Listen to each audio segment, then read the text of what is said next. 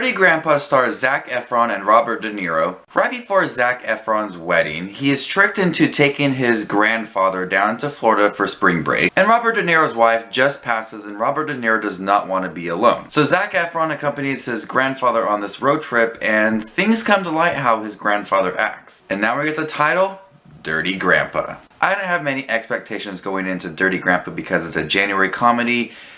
Sometimes January comedies aren't the best movies ever, but I thought maybe this could be funny. But I thought it could be funny. It's a pretty funny premise. You got Robert De Niro, who's sometimes funny, more that drama guy. Zac Efron has proved that he's a pretty good comedian star recently, but this movie just did not work for many reasons. They had the title Dirty Grandpa, and it felt like their objective was to live up to that title. Every single scene in this movie, from the beginning to the end, was filled with the filthiest, dirtiest jokes they could ever come up with. It was like the writers had just saw their first boob for the first time, and now they want to just talk about the filthiest, dirtiest things ever. Most of the jokes I would have laughed at when I was about 8th grade when I just discovered these things, and I would have loved this movie, but in this movie, Dirty Grandpa, the jokes just keep on coming and coming and coming. There is no time to acknowledge one certain joke because they just keep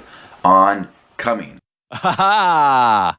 And the jokes are pretty funny on paper when you read it. It could be funny, but the way it's presented is really dry. It tries to go for shock value, but we see that shock value coming down the road very quickly because the movie is very fast-paced, and it's a very unoriginal movie because the premise of the movie, the storyline, the characters, we see everything coming a mile away. We know how the characters are going to end up. We know how the storyline is going to end. It's the typical guy who's supposed to be getting married but realizes he shouldn't be getting married, and then has a realization when he meets some cool girl. It's a storyline we've seen before in other dirty, filthy comedies. The characters are unoriginal. The chemistry is okay, it's not bad or anything, but it's not amazing. They worked, but nothing to marvel over. The one thing that was funny in this film and was hilarious, and I love this guy, is Jason Mantzoukas, who played a drug dealer in the film. And I can see why people might not like this guy, but this guy is hilarious. I saw him in Sleeping with Other People recently, and now I'm watching Modern Family. He's on an episode of Modern Family. This guy is hilarious.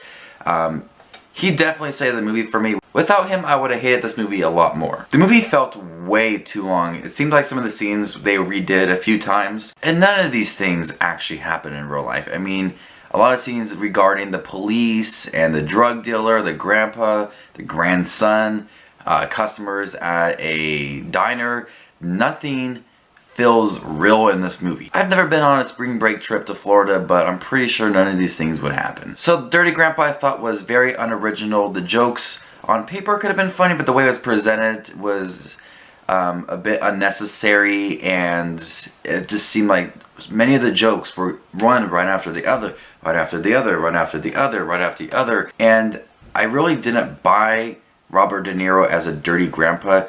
I would in maybe another role, but the way he presented himself here, it seemed like he didn't really care about the role too much, and that's why I didn't believe he was the dirtiest grandpa ever. Now my grandpa, he was a dirty grandpa. He was a truck driver for many years, and he was alone on the road.